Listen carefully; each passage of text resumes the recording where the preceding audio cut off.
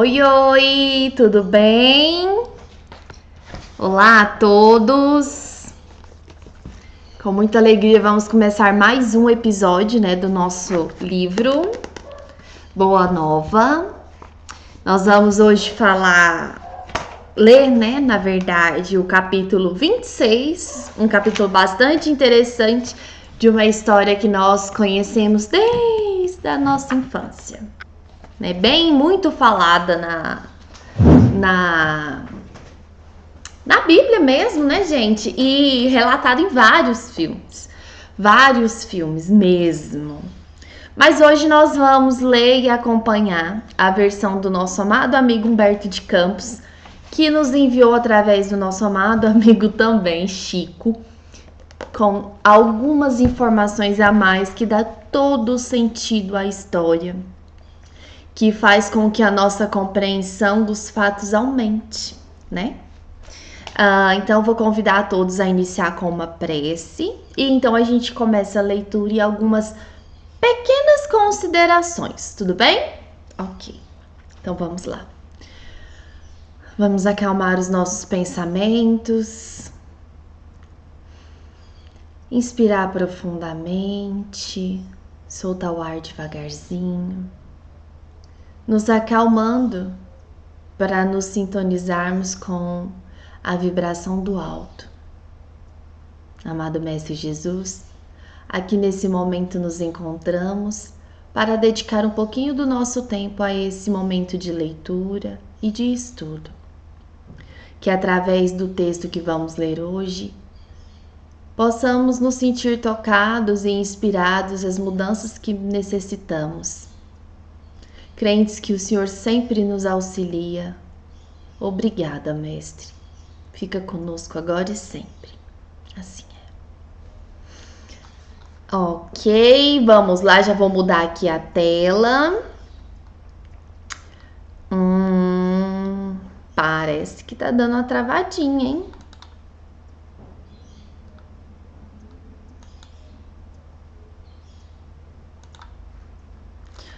Ótimo. Enquanto carrega a página, quero perguntar para vocês, e então, o que é que vocês estão achando desse estudo? Desse estudo não, gente? Desse momento de leitura, onde a gente faz algumas considerações. Conta para mim depois nos comentários o que vocês estão achando.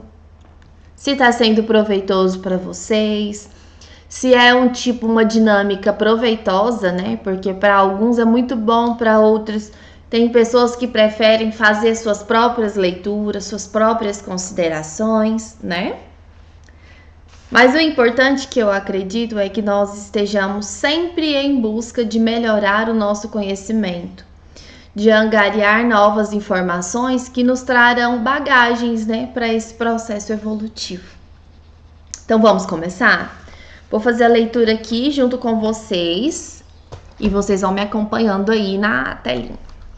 Capítulo 26, a negação de Pedro. O ato do Messias. Gente, lembra?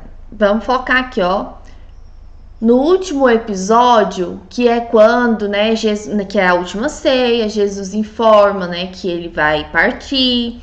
Os discípulos ficam assim meio sem entender e começam a discutir quem vai ser o chefe, quem vai cuidar do quê, enfim, não tinha a menor noção do que estava por vir.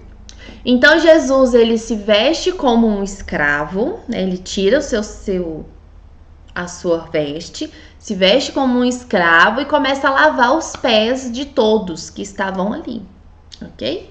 E é bem aqui que nós estamos. O ato do Messias, lavando os pés de seus discípulos, encontrou certa incompreensão da parte de Simão Pedro. O velho pescador não concordava com a semelhante ato de extrema submissão e, chegada a sua vez, obtemperou resoluto. Nunca me lavarás os pés, mestre? Meus companheiros estão sendo ingratos e duros nesse instante, deixando-vos praticar esse gesto como se fosse um escravo vulgar. Em seguida a essas palavras, lançou à assembleia um olhar de reprovação e desprezo, enquanto Jesus lhe respondia: Simão, não queiras ser melhor que os teus irmãos de apostolado, em nenhuma circunstância da vida.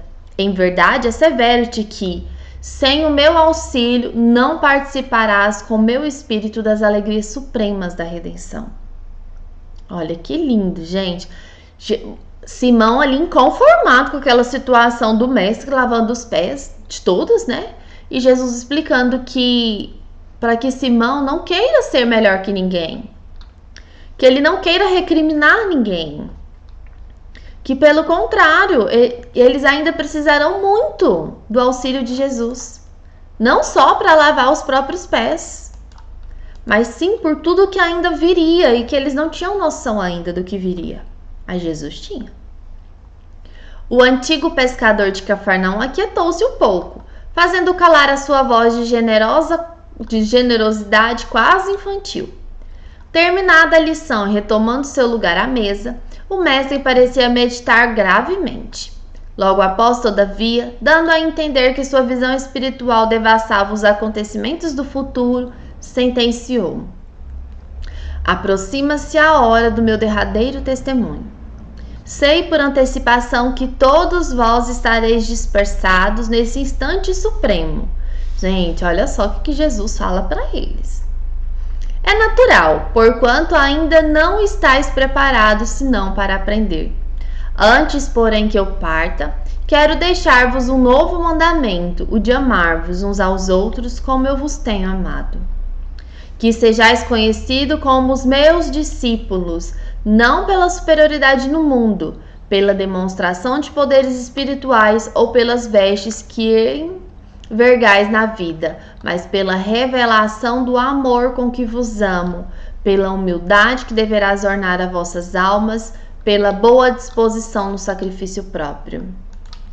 Jesus avisa que vai para o seu último testemunho, que ninguém estará por lá, mas que ele compreende, porque ele entende que todos ficarão com medo. E que após isso, que eles sejam conhecidos como os seus discípulos, e não por vaidade ou por egoísmo, e sim aplicando na prática tudo que Jesus ensinou e demonstrou para eles. Vendo que Jesus repetia uma vez mais aquela recomendação de despedida, Pedro, dando expansão ao seu temperamento irrequieto, adiantou-se indagando: Afinal, Senhor, para onde ides? Gente, eles não estão entendendo nada. Veja bem, porque ele tá falando que vai, é o último testemunho, tá na hora dele partir, mas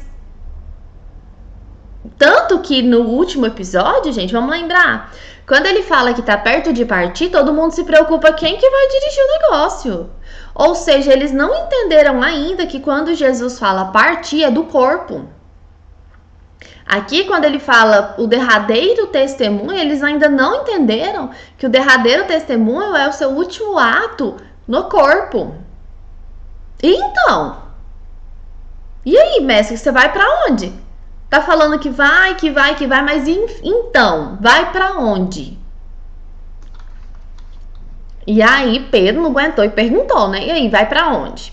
O mestre lhe lançou um olhar sereno, fazendo-lhe sentir o interesse que lhe causava a sua curiosidade, redarguiu: Ainda não te encontras preparado para me seguir. O testemunho é de sacrifício de extrema abnegação, e somente mais tarde entenderá na posse da fortaleza indispensável. Ai, gente, Jesus também não ajudava, né? Não, mestre, por que não falou logo diretamente? Mas disse indiretamente, né? Que o Pedro ainda não está preparado ainda para entender o que vai rolar, não. Mas que Pedro vai um dia passar pelo mesmo. E nós sabemos que passou inúmeras vezes. Inúmeras vezes. Pedro foi apedrejado, Pedro foi açoitado, Pedro beirou a morte muitas vezes. Ele só não morreu porque não era a hora. Porque não era o momento. E nessas situações, gente, em momento nenhum, Pedro diminuiu a sua fidelidade a Deus. Quem não conhece a história de Pedro, quando se trata da fidelidade de Deus, a Deus, né, que ele teve, muito similar a que Paulo teve. E eu julgo que Paulo ainda teve uma fidelidade ainda maior, porque Paulo nem sequer conheceu o mestre. Não fisicamente, não é mesmo? Ele conheceu pelas escrituras de Pedro.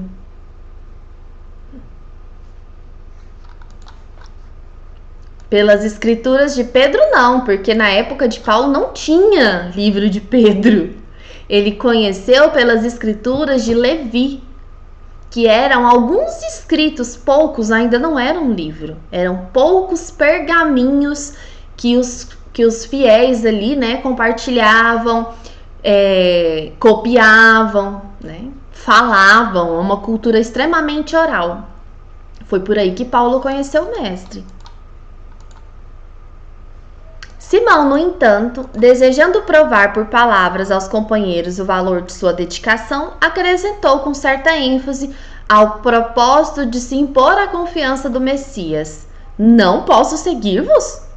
Acaso, mestre, podereis duvidar de minha coragem? Então não sou um homem? Por vós darei a minha própria vida.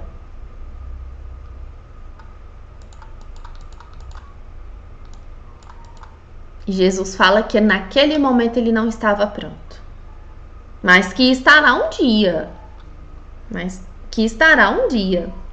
E então,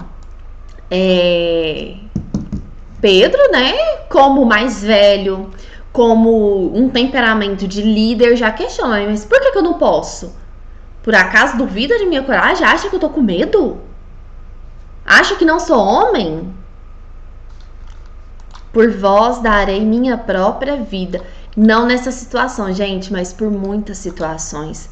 Pedro se propôs a dedicar a própria vida ao mestre. Cristo sorriu e ponderou. Deixa eu corrigir isso aqui, gente. Pedro, a tua inquietação se faz credora de novos ensinamentos. A experiência te ensinará melhores conclusões. Porque em verdade te afirmo que esta noite o galo não cantará, sem que tenhas me negado por 3 vezes. Aqui a profecia de Jesus para Pedro. E que nós conhecemos, né, de muito. Que Pedro negará a Cristo 3 vezes antes do galo cantar.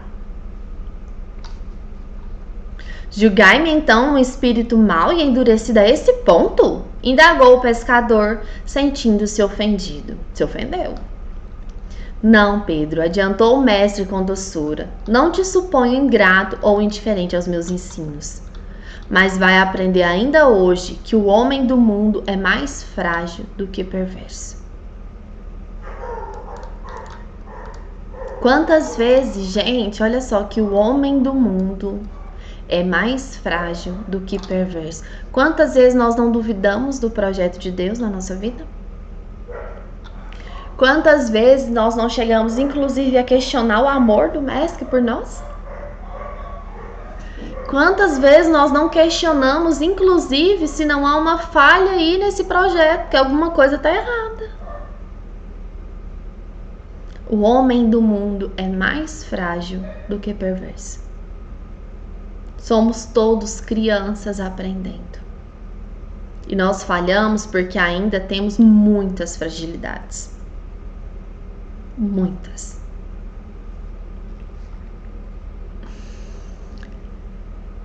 Continuando aqui. Pedro não quis acreditar nas afirmações do Messias e tão logo se verificar a sua prisão, no pressuposto de demonstrar o seu desassombro e boa disposição para a defesa do evangelho do reino, atacou com a espada um dos servos do sumo sacerdote de Jerusalém, compelindo o mestre às mais severas observações. Pedro aqui quis se mostrar corajoso, de eu vou para a luta, mestre. E chegou a atacar, sim. Um soldado, inclusive, o arrancou a orelha.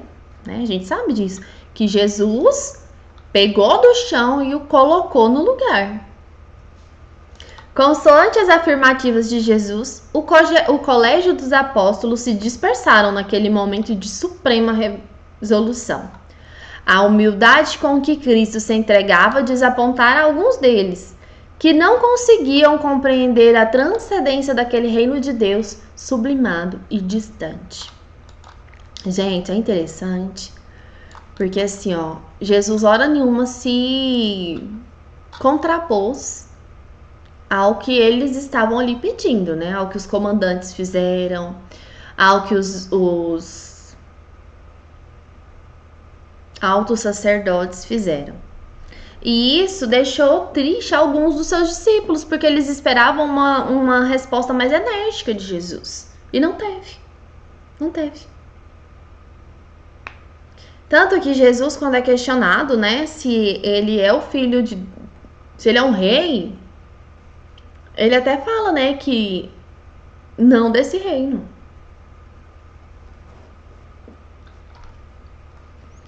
Pedro e João, observando a detenção do mestre pelos emissários do templo, era fato consumado, combinaram entre si acompanhar de longe o grupo que se afastava conduzindo o Messias. Debalde, procuraram os demais companheiros que, receosos da perseguição, haviam debandado. Gente, João tá aqui. Esse daqui é João Evangelista. É o mais jovem da turma. Ficou por ali por perto. Os demais todos sumiram. Ambos, no entanto, desejavam prestar a Jesus o auxílio necessário. Quem sabe poderiam encontrar o recurso para salvá-lo. Era mister certificar se todas as ocorrências recorriam às suas humildes relações em Jerusalém, a favor do mestre querido. Compreendiam a extensão do perigo e as ameaças que lhe pesavam sobre a fronte. De instante a instante, eram surpreendidos por homens do povo que, em palestra de caminho, acusavam a Jesus de feiticeiro e herético. A noite caíra sobre a cidade. Os dois discípulos observaram que a expedição de servos e soldados chegava à residência de Caifás, onde o Cristo foi recolhido a uma cela úmida, cujas grades davam para um pátio extenso. O prisioneiro fora trancafiado por entre zombarias e impropérios. Ao grupo reduzido juntava-se agora a massa popular, então em pleno alvoroço festivo, nas comemorações da Páscoa. O pátio amplo foi invadido por um aluvião de pessoas alegres. Gente, isso tudo é na Páscoa, tá? Isso tudo é naquela festa, na semana de festa da Páscoa. Então, a cidade estava cheia, a cidade estava em festa e tudo isso estava acontecendo. Pedro e João compreenderam que as autoridades do templo imprimiam caráter popular ao movimento de perseguição ao Messias, vingando-se de sua vitória na entrada triunfal em Jerusalém, como uma nova esperança para o coração dos desalentados e oprimidos. Depois de ligeiro entendimento, o filho de Zebedeu voltou a Betânia a fim de colocar a mãe de Jesus ao corrente dos fatos, enquanto Pedro se misturava à aglomeração de maneira a se observar em que poderia ser útil ao Messias. Então, os dois se entenderam, João foi atrás de Maria e Pedro continuou por ali na intenção de tentar ajudar Jesus, né? O ambiente já estava preparado pelo farisaísmo para os tristes acontecimentos do dia imediato. Em todas as rodas falava-se do Cristo como um traidor ou revolucionário vulgar. Alguns comentadores mais exaltados o denunciavam como ladrão. Ridicularizava-se o seu ensinamento, zombava-se de sua exemplificação e não faltavam os que diziam em voz alta que o profeta Nazareno havia chegado à cidade chefiando um bando de salteadores. Lembra, gente, que quando Jesus chega na cidade, ele chega num burrinho e é recebido em festa, né? O velho pescador de Cafarnaum sentiu a hostilidade com que teria que lutar para socorrer o Messias e experimentou um frio angustioso no coração. Gente, Pedro ficou com medo. Quando ele viu o tamanho da bagunça que estava virando, ele ficou com medo. E não só isso, gente, no momento mais angustioso ali, que as coisas estavam se desenrolando, só estava Pedro e João. Todos sumiram. Todos. Sua resolução parecia vencida. A alma ansiosa se deixava dominar por dúvidas e aflições. Começou a pensar nos seus familiares, em suas necessidades comuns, nas convenções de Jerusalém, que ele não poderia enfrentar sem pesados castigos. Com o cérebro fervilhando de expectativas e cogitações de defesa própria, penetrou no extenso pátio onde se adensava a multidão. Pedro, o homem do mundo, começou a se questionar: e seus familiares? E se algo acontecer com ele? O que será da família dele? Como será que a família dele vai sobreviver financeiramente? Para logo, uma das servas da casa se aproximou dele e exclamou surpreendida: não és tu um dos companheiros deste homem? Indagou, designando a cela onde Jesus se encontrava encarcerado. O pescador refletiu um momento e, reconhecendo que o instante era decisivo, respondeu dissimulando a própria emoção: estás enganada, não sou. O apóstolo ponderou aquela primeira negativa e pôs-se a considerar que semelhante procedimento aos seus olhos era o mais razoável, porquanto tinha de empregar todas as possibilidades ao seu alcance a favor de Jesus. Gente, ele percebeu que fez a negativa, mas no racional dele foi o melhor para que ele ainda continuasse ali para poder tentar de qualquer forma ajudar Jesus. Fingindo despreocupação, o irmão de André, que é o Simão, se dirigiu a uma pequena aglomeração de populares, onde cada qual procurava esquivar-se do frio intenso da noite, aquecendo-se junto a um braseiro. Novamente, um dos circunstantes, reconhecendo o interpelado nesses termos: então, vieste socorrer o teu mestre? Que mestre? Perguntou o pescador de Cafarnaum, entre receoso e assustado. Nunca fui discípulo desse homem. Segunda negativa, gente. Fornecida essa explicação, todo o grupo se sentiu à vontade para comentar a situação do prisioneiro. Longas horas passaram-se para Simão Pedro, que tinha o coração a duelar-se com a própria consciência naqueles instantes penosos em que fora chamado ao testemunho. A noite ia adiantada, quando alguns servidores vieram servir bilhas de vinho. Um deles, encarando o discípulo com certo espanto, exclamou de súbito: é este! É bem aquele discípulo que nos atacou a espada entre as árvores do horto. Simão ergueu-se pálido e protestou: estás enganado, amigo. Vê que isso não seria possível. Logo que pronunciou sua derradeira negativa, a terceira, os galos da vizinhança cantaram em vozes estridentes, anunciando a madrugada. Pedro recordou as palavras do mestre e sentiu-se perturbado por uma infinita angústia. Levantou-se cambaleante e, voltando-se instintivamente para a cela em que o mestre se achava prisioneiro, viu o semblante sereno de Jesus a contemplá-lo através das grades singelas e generosas. Nem percebeu, mas aconteceu exatamente o que Jesus tinha previsto para ele. Que ele o negaria 3 vezes. E lá na frente, gente, um pouco antes, Jesus já diz que ele entende que nesse momento Pedro não tem condições de compreender exatamente qual fidelidade que será cobrada dele, mas que ele saberá, que ele compreenderá. A missão de Pedro foi importantíssima para o início do cristianismo, gente. Pedro se abnegou de muitas coisas. Pedro passou por vários sacrifícios, vários. E a partir desse momento aqui, ó, ele nunca mais negou Cristo. Nunca mais.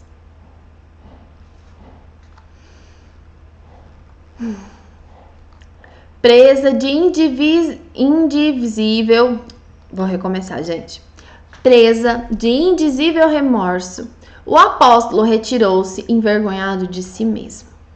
Dando alguns passos, alcançou os muros exteriores, onde se deteve a chorar amargamente. Ele, que fora sempre homem ríspido e resoluto, que condenara invariavelmente os transviados da verdade e do bem, que nunca conseguira perdoar as mulheres mais infelizes, ali se encontrava, abatido como uma criança em face de sua própria falta. Veja bem, gente. E às vezes a gente pensa que situações ruins não têm pontos positivos. Gente, para mim as situações ruins são as que mais têm pontos positivos. Quem não sabe o desenrolar dessa história, Pedro funda a Casa do Caminho. E é como se fosse um albergue. E passa a receber todo tipo de infortunado. Leprosos, doentes, pobres, mulheres abandonadas, prostitutas adoecidas, todo tipo. Então, nessa infeliz situação, Pedro entendeu que não existe nenhuma sequer diferença dele para qualquer outro pecador. Que ele não é melhor que ninguém. A única diferença é que ele teve acesso durante 3 anos à infinita e pura verdade, que foi conviver com o Mestre. Começava a entender a razão de certas experiências dolorosas de seus irmãos em humanidade. Em seu espírito, como que desabrochava uma fonte de novas considerações pelos infortunados da vida. Desejava ansiosamente ajoelhar-se ante o Messias e suplicar-lhe o perdão para sua queda dolorosa. Veja, gente, uma situação horrorosa fez o despertar de Pedro para esse campo da justiça, do amor, da empatia, porque muitas vezes nós não conseguimos ser empáticos com plenitude porque nós não amamos com plenitude. Nós não compreendemos com plenitude. E aqui, nessa situação, Pedro se enxergou tão prejudicado quanto qualquer outro irmão. Tão infeliz quanto qualquer outro irmão. Então não cabia mais fazer diferença. Não cabia mais se colocar em superioridade.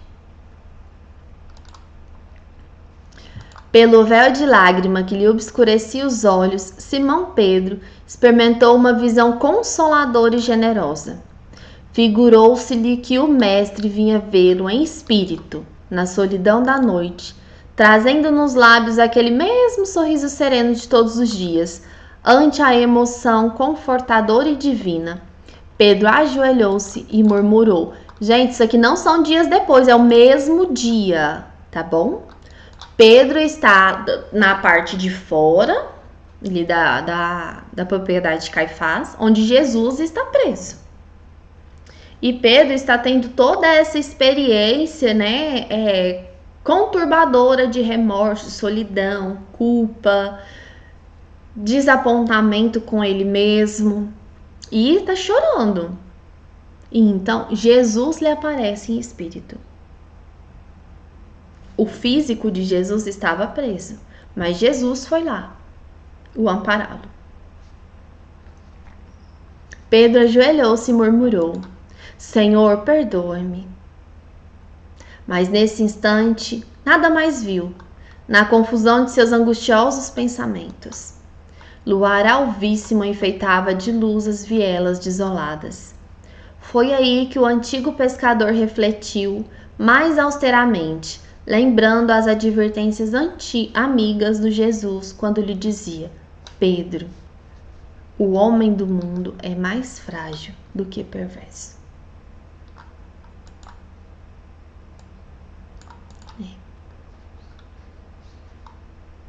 O homem do mundo é mais frágil do que perverso. Gente, e se a gente fosse observar, não sei se vocês têm essa curiosidade de conhecer um pouquinho mais sobre psicologias, né? E é interessante que a gente sempre observa que em conteúdos de maldade no ser humano, geralmente são eventos muito ruins que lhes sucederam e lhes transformaram nesse movimento de maldade. Nós ainda somos muito frágeis, nós ainda respondemos a determinadas situações de forma negativa porque nós ainda não temos autocontrole. Nós ainda não entendemos com plenitude o que é realmente viver a fidelidade a Deus. Entender que, independente das circunstâncias, Deus não dorme, não erra, não falha. Então, se algo está acontecendo, gente, se qualquer coisa na nossa vida estiver acontecendo de ruim, a nossa missão é fazer o máximo para que aquilo se modifique. E quando não é possível que aquilo se modifique, entenda, é o melhor. Deus está no comando e a gente pode até no momento não compreender, mas é o melhor.